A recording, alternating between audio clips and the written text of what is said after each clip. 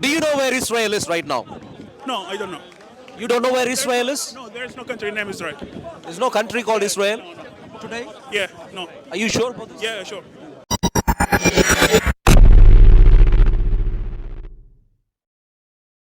Muhammad of history is not Muhammad of Islam. It's a simple comment I'm making. How so? How so? Early evidence has when you use early evidence and construct a history of Muhammad of Islam, Muhammad of history, you don't get Muhammad of Islam.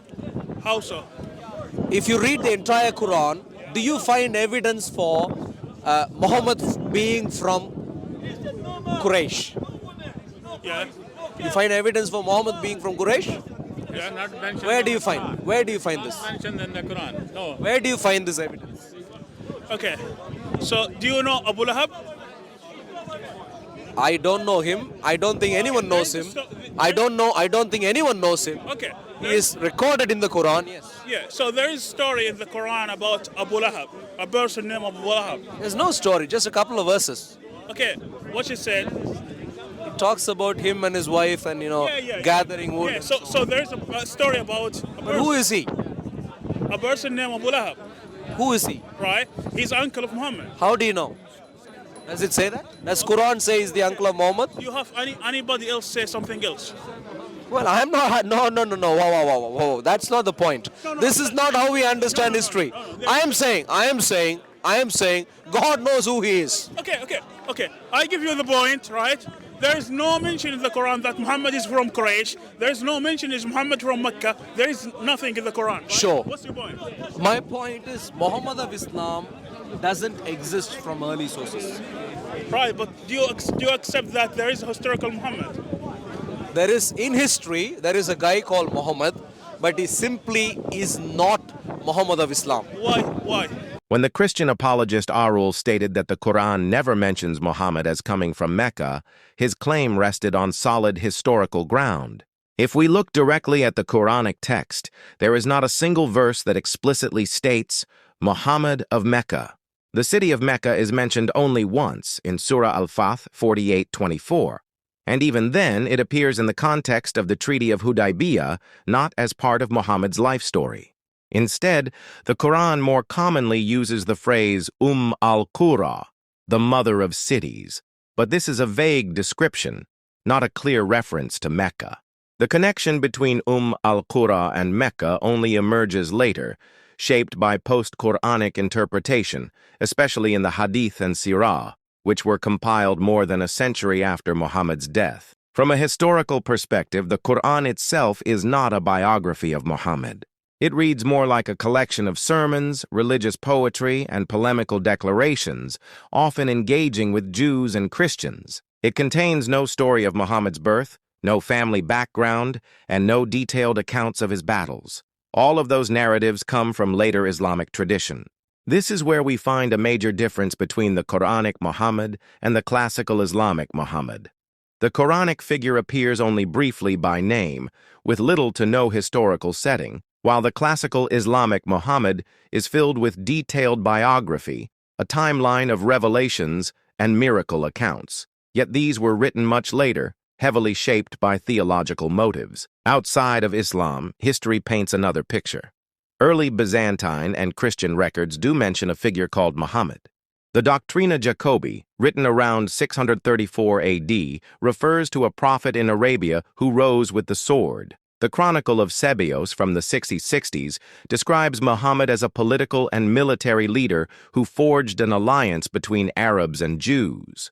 But in these accounts, Muhammad is seen more as a war leader and political figure, not as a prophet delivering a detailed revelation, as Islamic tradition later insists. It is only with the Dome of the Rock inscription, built in 691 AD, that we see Muhammad's name formally tied to Quranic verses in a distinctly religious context. From this evidence, scholars can identify three distinct layers. There is the historical Muhammad, faintly recorded in 7th century non-Muslim sources. There is the Quranic Muhammad, mentioned briefly in the scripture without biography. And there is the classical Islamic Muhammad, the richly detailed figure shaped by later tradition. This is why some conclude that yes, Muhammad existed in history, but not the Muhammad of Islam.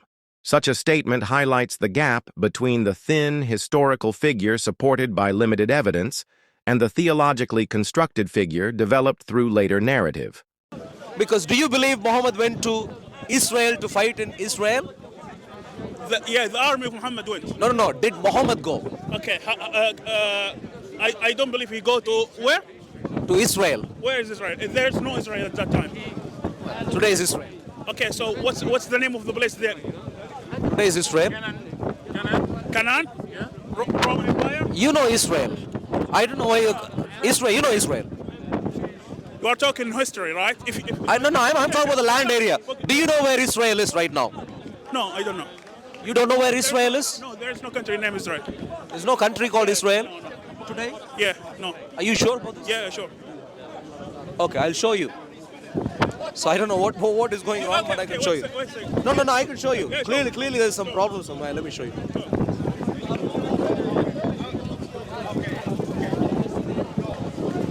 You see the country there? Yeah, That country is Israel. because Google said so. Are you now serious? Yeah, I'm serious. Serious? Yeah, I don't recognize. Where are you from? I don't recognize any country named Israel. No one is asking you to recognize Yeah, anyone. so if I don't, Whoa, wait. Did you hear me? No one is waiting for you to recognize anything. Okay, so All that I'm asking you to do is understand history. Israel is a nation, whether you like it or not. Whether you like it or not. What do you mean? No, I'm not asking you for an yes or no. I'm just telling you, Israel is a nation, whether you like it or not. that's your opinion. It's not my opinion, Yeah, it's a your fact. opinion. No one cares what you say in relation to the nation of Israel. Yeah, nobody cares what you say. Absolutely. No one is waiting for me to recognize also. Also me. So you asking me a question, right? And you waiting for my answer, right? So you clearly care about my opinion, right? My question was not, do you recognize Israel? That wasn't the question. You answered a wrong question. The question was, do you know Israel? If you did know Israel, did Muhammad of Islam ever go to Israel? Just let us cut the chase, right? Did Muhammad of Islam ever go to Israel? He goes to Palestine, yeah. Palestine was never a nation. Okay, so nobody care about your opinion. Palestine was never in history a nation. That's never the question, right? It was never a nation. I don't. When was Palestine a nation? I don't care about your opinion. When was Palestine a nation? Give me the period. Yeah. Time period. When was it a nation? Yeah, it was when the what you call it? Ayubin, Salahuddin. Palestine was a nation during his time. Give me some historical record for it being a nation. Okay, do you know? It was a known place. Nation. You understand the word nation? Okay, what- Give me some evidence for it being a nation.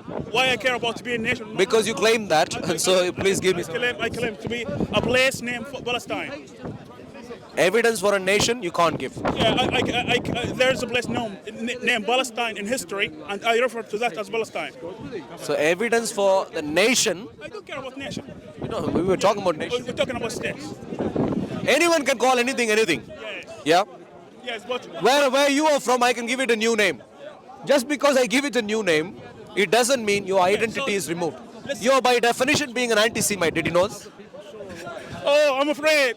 Please. I'm not saying you're afraid. I'm just stating a fact. Okay. By definition, Okay, what? Tell me what? Because, when you deny the identity of a people group, you are an anti-Semite. Okay, what's the Bible group? What? The nation of Israel, Yeah. with a particular identity in history, An ethno state?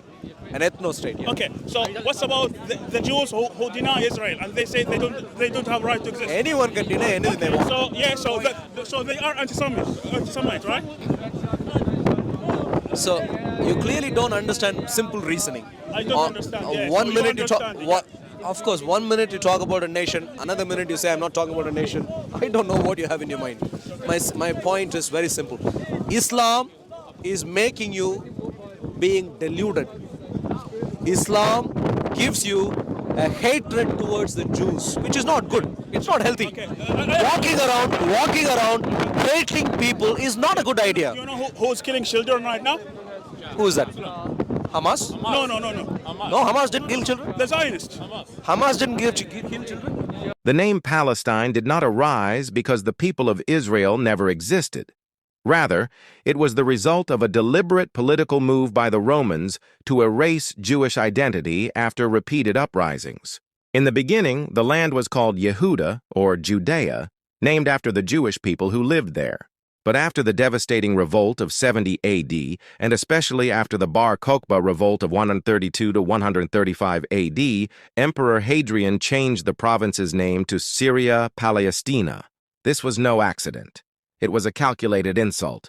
Rome deliberately chose the name of Israel's ancient enemies, the Philistines, to break the connection between the Jewish people and their ancestral homeland.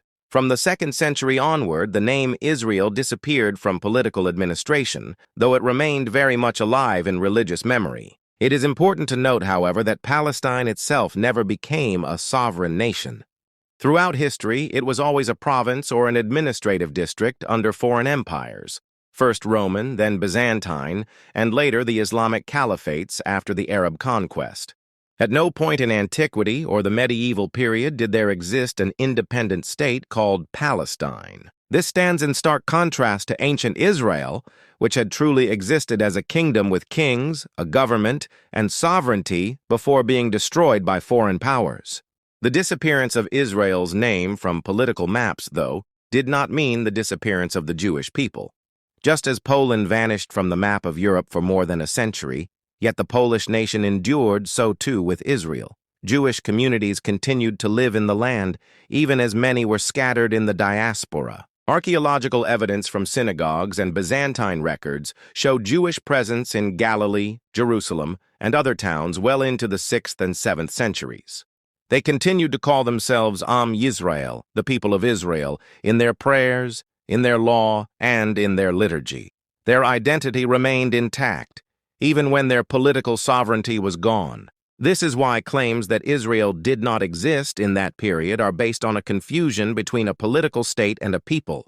It is true that in the 6th and 7th centuries there was no state called Israel. The land was ruled by Byzantium under the name Palestine, and later by the Caliphate after the Arab conquest. But the people of Israel continued to exist, both in local communities that survived in the land and in the wider diaspora. Their identity never disappeared, only their political independence. The very name Palestine is itself proof of Israel's existence, chosen by Rome precisely to erase and replace the Jewish and Israelite name from the map.